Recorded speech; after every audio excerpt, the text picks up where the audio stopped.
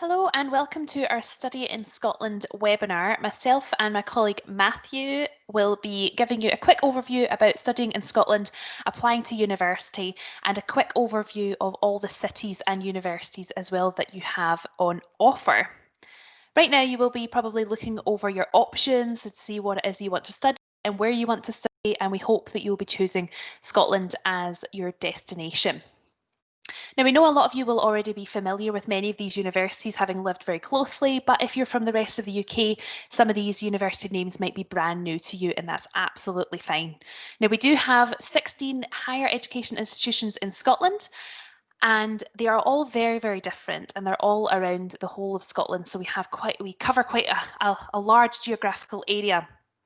And a lot of these universities are small niche universities that offer very specialised subjects, and some of them are some of the largest universities in the world, offering many, many, many subjects, and some of which you've probably never even heard of and aren't even offered at your school. So something really exciting for you to be undertaking at university. Some of the universities will be slap bang in the middle of city centres, and some of them will be in much more rural communities as well. So this is the kind of time for you to be figuring out where it is that you see yourself most comfortable and what's important to you, whether you want a certain campus setting or city setting to your university, or whether it's the course in particular that you are looking for in particular. So again, a little overview of Scotland in general. Fairly small country, but we do punch above our weight when it comes to higher education with all these wonderful institutions, and we actually cover quite a large ground, starting up in Inverness, and we also have universities in the city of Aberdeen, in the town of St Andrews, in Dundee, in Perth, Stirling, Glasgow and Edinburgh. I'm going to pass over to my colleague Matthew, who's going to tell you a little bit more about Scotland as a destination. Thanks very much, Natalie. So this is the first time you're hearing my voice, folks. I'm Matthew. I work at the University of Dundee, whereas Natalie works at Stirling. And like she said, despite the fact that Scotland is a small nation, we've got an awful lot going on in terms of opportunities for students to get involved in music, in festivals, in Scottish culture. Now, hopefully by the time you folks arrive on our university campuses, this horrible pandemic will be a distant memory and we can enjoy some of these festivals and these cultural activities again. Scotland was really famous for a big music festival called Tea in the Park, and now its successor, its spiritual successor, the Transmit Festival, takes place in Glasgow every single year. Big artists like Lewis Capaldi, Calvin Harris, huge names in the music scene like played this festival, which is awesome. Possibly the most famous festival that takes place in Scotland is the Edinburgh Fringe. It's a gigantic festival of just arts and principally comedy that takes place seemingly for months and months in the city of Edinburgh. When that festival was going on, the population of Edinburgh almost doubled because so many people come from all across the planet to get involved in it. However, if you're not a big music person or a big comedy festival sort of person, there are loads and loads of cultural pursuits across Scotland. If you like history, we have plenty of castles. If you like museums, we have loads of that too. We're also known for our sporting excellence. Now, Scotland has not won any massive sporting accolades in many, many years. However, the facilities that we offer for our students are absolutely top notch. So way back in, I believe it was 2010, maybe 2012, we hosted the Commonwealth Games, and there was massive investment in Scottish sport. So we've got some world-class facilities, usually located on or near university campuses. Quite apart from anything else, I truly believe that Scotland is the single most beautiful country anywhere in the world, and anyone who says otherwise is a coward or a liar. But it means that if you're interested in camping, in hiking, in skiing, in mountain biking, and just walking around in the beautiful Scottish countryside, we are pretty much one of the premier locations on planet Earth you can do any kind of outdoor activity. And students who come and study at our universities naturally have easy access to all of this. There we go, Natalie. If you want to move us on, I'll tag Natalie back in for the slide. Thank you, Matthew. I'm definitely missing playing sport and going to all the festivals. The Edinburgh Fringe Festival is one of my favourite things to do every single year. I'm definitely missing it. So why come and study in Scotland? Well, as I said, we're a relatively small country, and we have a population of approximately 5 million, which is actually less than the population of London. However, again, we do punch above our weight in global rankings for universities. We do have world-leading universities, and several of our universities are actually ancient, which means they actually were founded in the 14 and 1500s. So they've been doing a lot of degrees for a very, very long time. We also have high student satisfaction rates as well, basically meaning our students are very happy studying with us at university. And this is because it's not just about coming in and getting your degree qualification, it's about the whole experience. It's about making pals, it's about making friends, it's about joining those clubs and societies, and also exploring the rest of Scotland while you're in it, and also maybe perhaps the rest of the UK. We do have global partnerships as well, and our degrees are recognised worldwide. We have study abroad opportunities for most of our courses at the universities as well, which generally means you take a semester or a year out, not out, sorry, abroad, and actually study at another university somewhere exciting around the world. And this is not only open to language students, but actually students from a wide variety of subjects. We do also have excellent support and welfare, meaning that you're going to be supported through your whole university career, whether you have any additional support needs or whether you just need that a little bit more one-to-one tutor time, then you're going to be able to get that at the universities. And we do recommend that if there's anything particularly that's worrying you, even before university or when you're actually at university, that you reach out and we'll be able to support you through that. We have good transport links, which means that regardless of where you are, if you're from Scotland and you're perhaps maybe only moving only an hour away from your parents or your guardian, you can always nip home at the weekend and get your washing done as well. The Scottish degree structure, for those that are not from Scotland, you might not be as aware of this, and for those that are from Scotland, you might not be aware that the Scottish degree structure is actually fairly special. We generally have a 4-year degree structure, which is from the rest of the UK, who normally as a baseline do a 3-year degree. This does mean it's a lot more flexible, meaning that you have that extra year to get extra work experience, do study abroad, and also flexibility if you do decide to switch your degree subject, and you can also pick up other subjects in your first couple of years, normally depending on the subject that you're doing. Most subjects are fairly flexible. Obviously, if you're doing some medicine or nursing or paramedic science or something like that that's a little bit more vocational, you're going to have those modules a little bit more set out for you. We do This is something you can find out with the individual universities and individual courses. And all it means basically is that if you receive slightly higher qualifications, you might be able to skip ahead and actually start in your second year, meaning that you complete your degree in 3 years. Do check out those individual universities as well. Study abroad I've already mentioned, and you can see the individual opportunities by chatting to the universities that you're interested in, whether that's attending their virtual open days or actually just giving them a wee email. We do have contact details at the end of this presentation. We do put quite a lot of emphasis on getting work experience through your degree. So a lot of the Scottish universities will be pushing you to be work ready by the time you leave with your degree, meaning that you're not only got your degree, but you've also got a wealth of experience and skills, soft skills and transferable skills that you can actually take into the workplace and be as an attractive an employee at job interviews as possible. I'm going to pass back over to Matthew for the next slide. As you can probably tell from our accents, folks, both Natalie and I completed a 4-year degree in Scotland, and I can't speak for Natalie, but for myself, doing those extra year at university, that kind of flexibility you could only get from the Scottish system was absolutely tremendous. So I was able to pick up modules from philosophy, which was a discipline I had never even studied before, and eventually I ended up doing a joint honours degree in English and philosophy combined together. And I could only do that because of the unique structure our degrees have got in Scotland, and it's something that 10 out of 10 I would recommend to anyone to investigate. Now, when it comes to actually choosing what subject you want to study at university, yes, many of our programs have that flexibility, but there's usually a benefit to having some kind of idea what you'd like to do when you apply to university. There's different types of subjects available. You can just study a subject for its academic merit.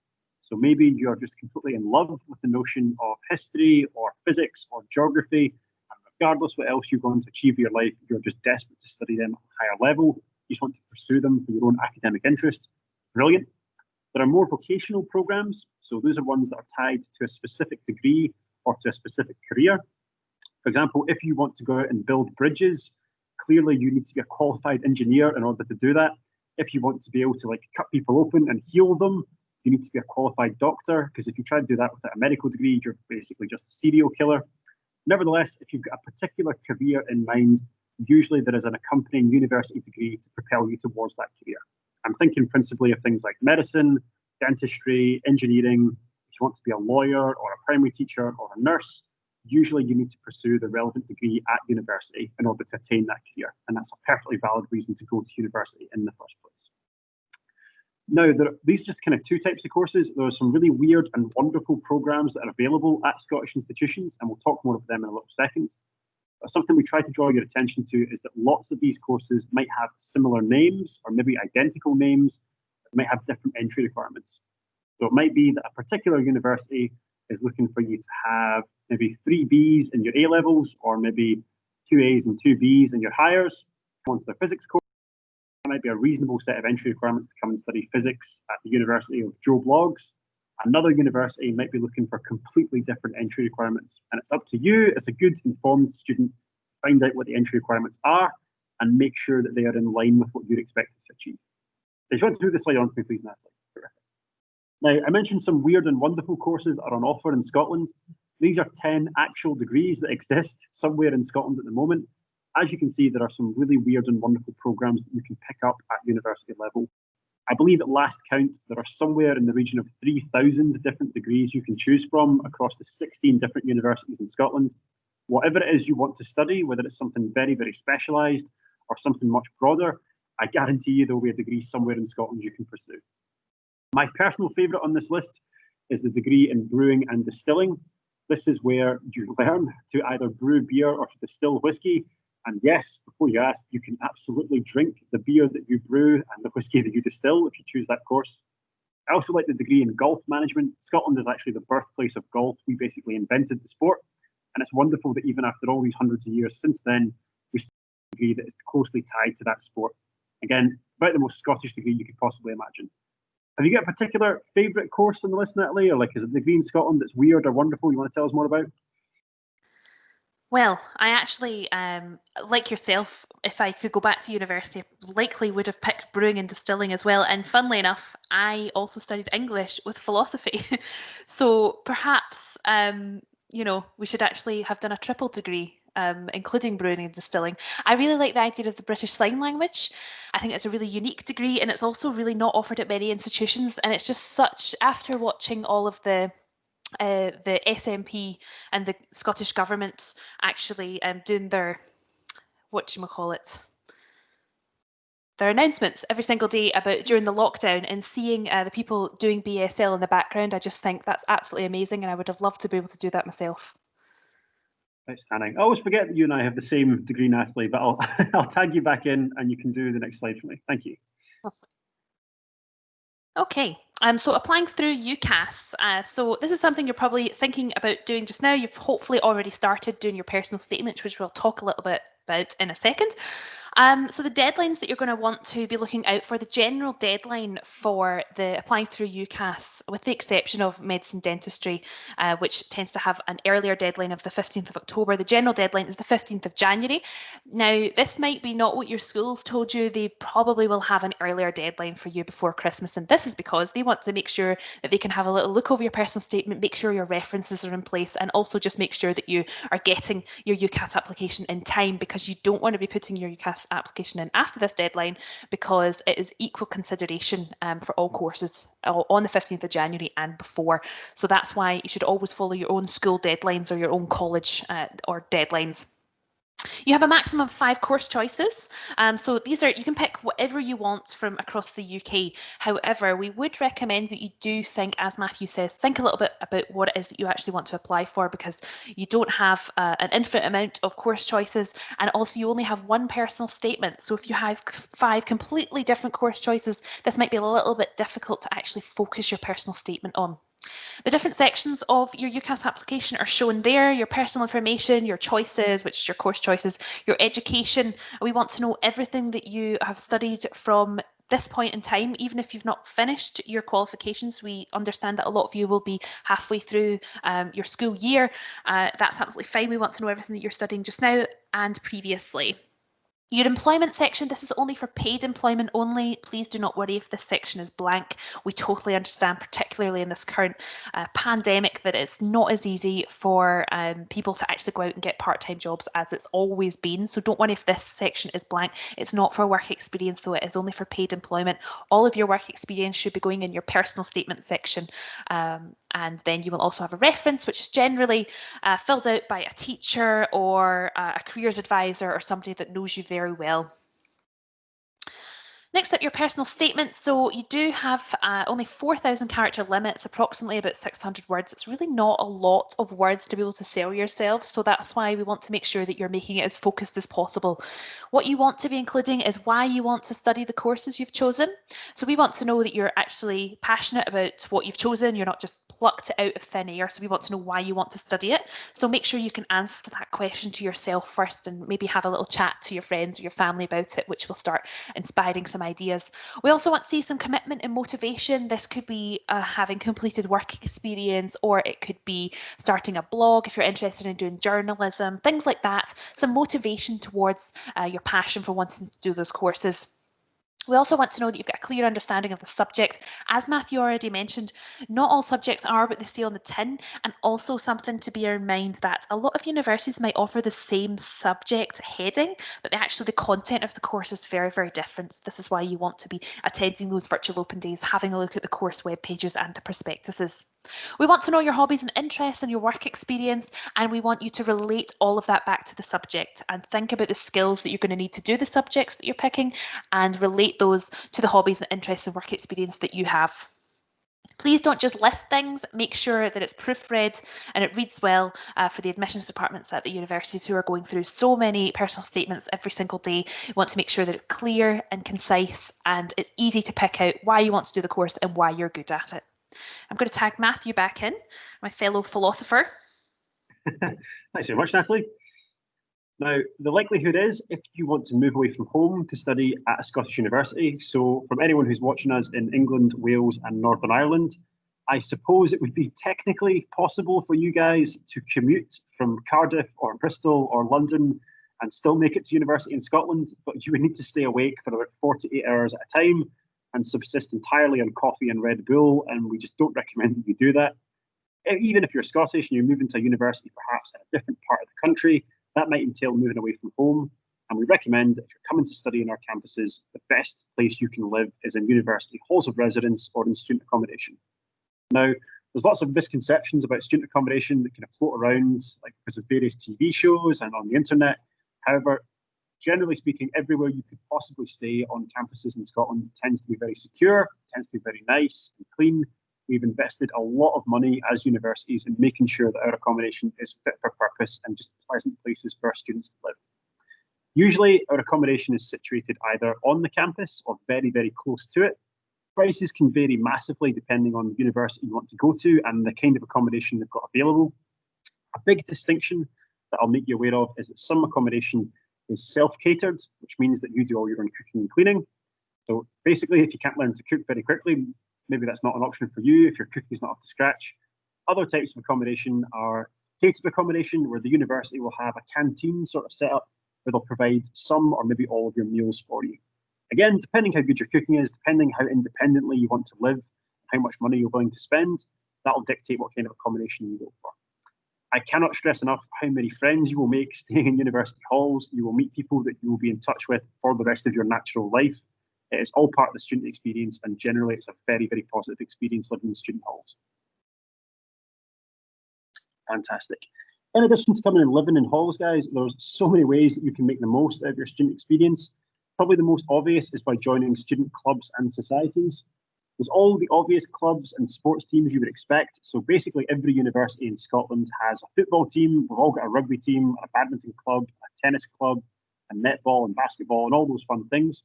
However, lots of us have truly fantastic and wonderful clubs and societies that are a bit weirder. I know of a certain university in Scotland that has a club for penguin lovers. There's another club I know of that has a skydiving element. There's a fencing club. There's another university society where they will train you to fight with plastic lightsabers. There's a Family Guy Appreciation Society. Basically, whatever your crazy or wonderful interest is, there will be other people at Scottish universities who have the same crazy and wonderful interest that you have, and you can get involved in clubs and societies throughout your university experience. Don't be afraid as well, guys, to get involved in like sports and freshers weeks. Usually at the start of the university term, we'll have a freshers week, which is like a mini festival on our campuses where all the clubs and societies show off what they can do. You can take part in demonstrations, you can get free sessions playing with sports teams. And please, please, please remember that as a student, you've got all manner of amazing discounts. Usually in lots of high street retailers, they'll give you 10 or 15% off if you're carrying a student card. And those are days that I certainly miss because everything becomes that bit more expensive when you're an adult.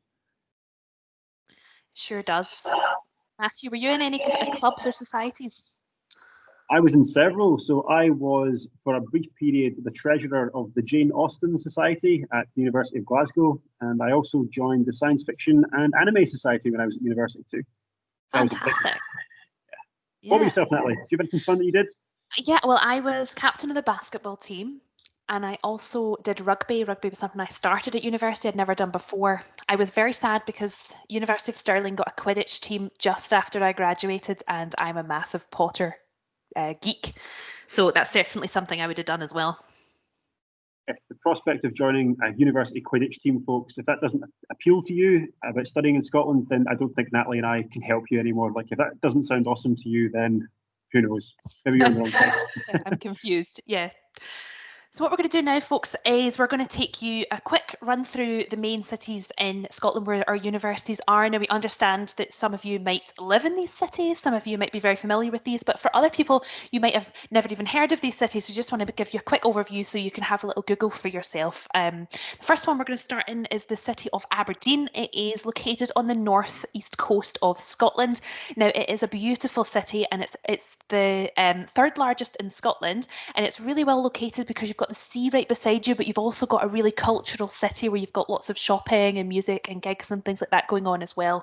It is known as the Silver City, and it's also apparently one of the luckiest postcodes in Scotland because it has produced, the lottery's actually produced over 40 millionaires in the region of Aberdeen alone.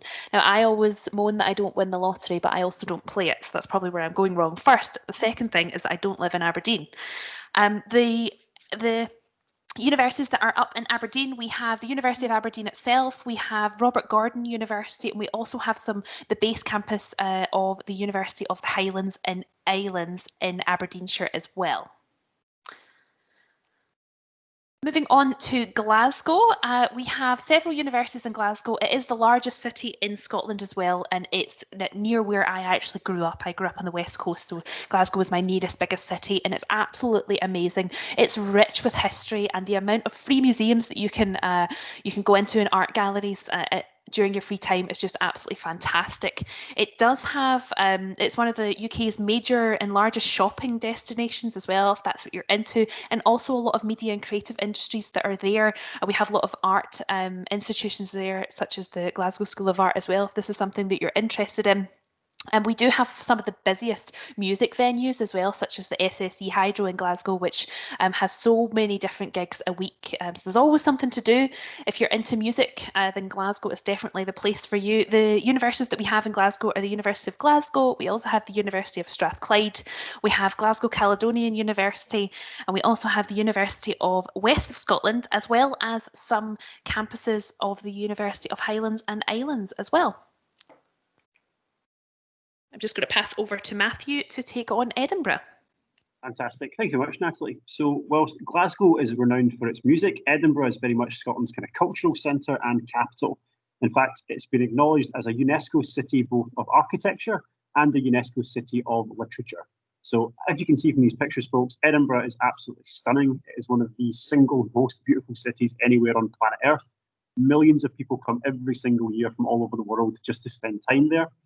My personal favourite fact about it is that Edinburgh Castle, which is this big historic castle that sits in the centre of the city, it is actually built on top of a dormant volcano.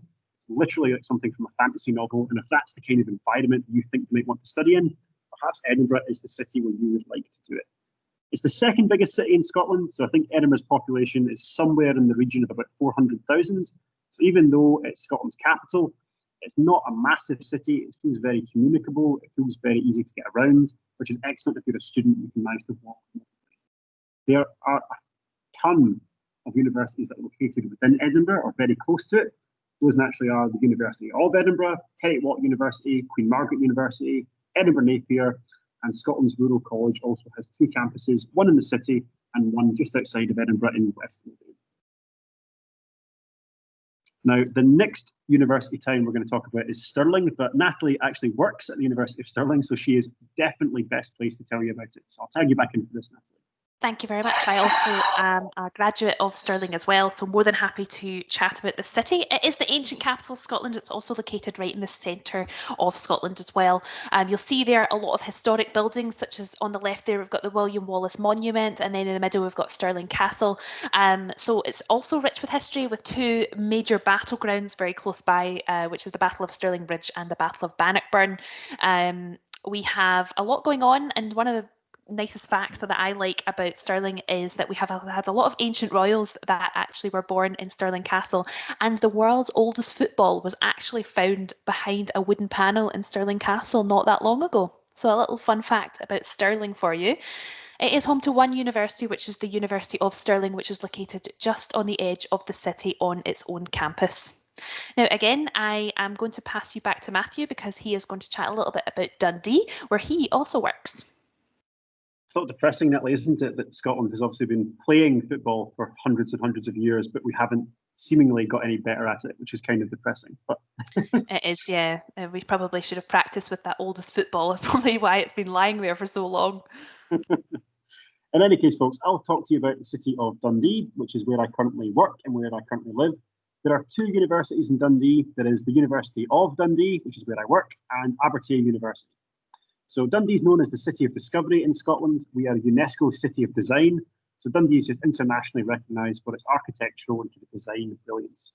There's also cool things that have happened in the kind of recent past in Dundee. The Victoria and Albert Museum, which is allegedly the greatest museum of art and culture anywhere in the world, just opened in Dundee, because naturally when you think of art and culture, you think of a small city in the northeast coast of Scotland.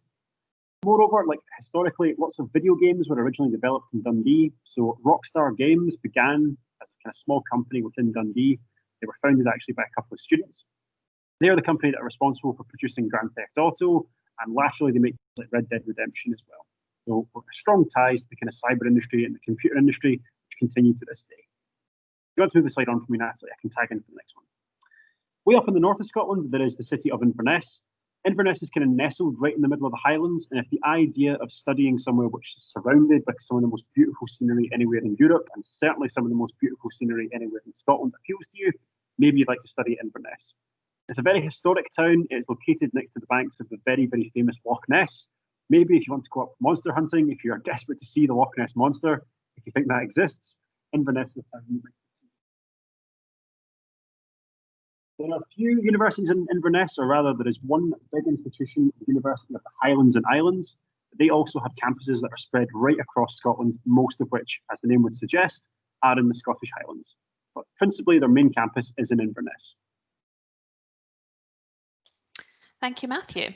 So the last city we're going to talk about is Perth. Now, Perth is located in the east of Scotland. It's very close to Stirling, it's very close to Dundee, it's also very close to St Andrews, and it is a beautiful city, as you'll see here by the lots of photos here. There's a lot of castles and there's also a lot of distilleries. So if you're interested in history and you're also interested in hiking and walking, then this is a really, really nice place to be going to university. One fun fact about Perth is it's actually the birthplace of the actor, very well Scottish actor Ewan McGregor as well, which I'm sure many of you will know from lots of his very famous films. It is home to one university, which is also a campus of the University of Highlands and Islands. That university certainly has a lot of campuses spread out across the whole of Scotland. Now, we're going to finish up in just the next couple of minutes, but before we go, we just want to tell you a little bit about your next steps, and that is really attending open days. Open days are so valuable because you can see as much online, you can see as much, through presentations, general presentations, but actually the best thing is to chat to people at the universities, and you can do that by attending the virtual open days. Now, hopefully by next year, we'll also be able to get people back on campus to visit their future universities, but currently most universities are actually running virtual open days, and it's really important to go to because it gives you that opportunity to ask those questions specific to your course. You can chat to the students, you can chat to the academics, you can also see in more detail a lot of the student accommodation that's on offer. You can chat to the Students' Union if you're interested in any particular clubs. You can also chat to the careers department, the finance department as well, and really get to know that university and ask all those detailed questions. However, you don't just have to go if you've got loads of questions. If you're not quite sure about what kind of university you want to go to, why not pop in and out of quite a few different virtual open days? That's the beauty of them being virtual right now, is you can literally, you don't even have to leave your bed to do it, and you can actually have several up on several tabs at once and ask all those questions course or a particular place. Open day virtual as you can generally go to. However, don't worry, if you miss an open day or you're working or something like that, it's absolutely fine. We do have contact details at the end of this presentation, and you're more than happy to give a direct email. And people like myself and Matthew at the universities, we have reps at every university, will be able to answer those questions for you. I'm just going to pass over to Matthew just to finish up. Tremendous. As Natalie says, folks, every university in Scotland will have people like us whose job it is just to engage with students. You should never ever be afraid to get in touch with us. In fact, you can see the contact details for these people, how you can reach out to these universities are on the screen right now. You should also have gotten an email from us, hopefully, depending where you're accessing this presentation, but many of you should have gotten an email sent out to you with our contact details on it as well. And like I said, every university in Scotland has a version of Natalie or myself, someone whose job it is just to engage with students and answer your questions. Now, clearly those people won't be as tall or as good looking as Natalie and I, but regardless, I'm sure they can help you out. Like we say, it's hard please to never, it is hard to beat us, isn't it? But regardless what your question is, folks, please do get in contact with us. We'd love to hear from students. That is very much the end of our presentation, guys. Usually we would do, if this presentation wasn't pre-recorded, we'd have a live webinar. So we'd actually get you to ask questions live. Clearly we can't do this because we are just a recording.